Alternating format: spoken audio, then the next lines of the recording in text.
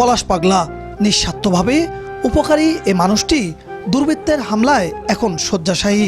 চলমান এসএসসি পরীক্ষা কেন্দ্রে নকল সরবরাহে বাধা দেয়ায় হামলার শিকার হন তিনি।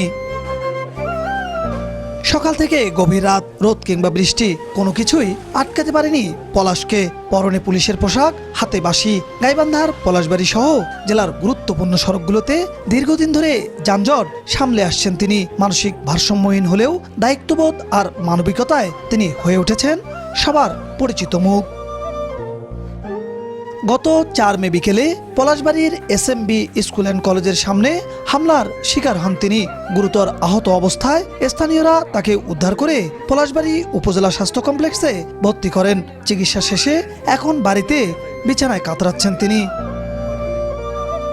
পলাশ জানান, পরীক্ষা চলাকালীন দুজন যুবক জানালা দিয়ে নকল সরবরাহ করার চেষ্টা করছিল।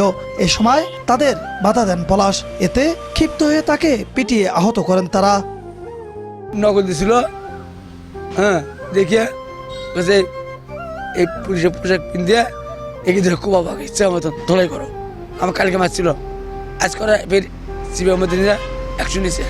গ্রিন ফিল্ডের সামনে বাসায় যাওয়ার সময় দেখি যে উনি আসতেছে, তো দেখলাম ওনার মাথার সাইডে রক্ত। তো আমি বললাম কি হয়েছে আপনার? তো উনি বললো যে আমাকে 2টা ছেলে মারছে। তো আমি বললাম কেন মারছে? বলতেছে এমনি মারছে। তো আমি বললাম হচ্ছে আপনি এখানে বসেন। তো উনি বসলো, বসার পর আমার ব্যাগে টিস্যু, ব্যান্ডেজ ছিল, আমি রক্তগুলো পরিষ্কার করে দিয়ে ওষুধ লাগাই দিয়ে বললাম যে আপনি বাসায় চলে যান। পলাশের উপর এমন হামলার বিচার দাবি করেন স্বজন ও স্থানীয়রা।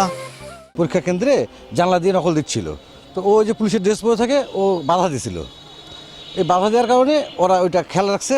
আজকে ওকে একা পেয়ে পিঠে মেয়ের একদম করে রাখছে, জখম করে রাখছে। পলাশবাড়ি চৌমাথায়, গাইবান্ধা সদরে বিভিন্ন পরীক্ষার সময় পরীক্ষার হলের আশপাশে ও পুলিশের পোশাক পরে নিজ দায়িত্বে দেশের স্বার্থে ও দায়িত্ব পালন করে। আমার বাবা নকল দেওয়া দেখছে, ওইটা দেখার কারণে স্টুডেন্টদেরকে বাধা দিছে। বাধা দেওয়ার পরে তাকে অন্য জায়গাতে নিয়ে মারধর করছে। আর তাকে তো মারা ঠিক হয়নি, সে তো হচ্ছে মানসিক প্রতিবন্ধী ছিল।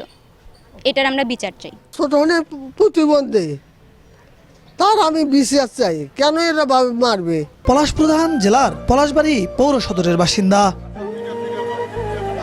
বিপ্লব ইসলাম, সময় সংবাদ, গাইবান্ধা।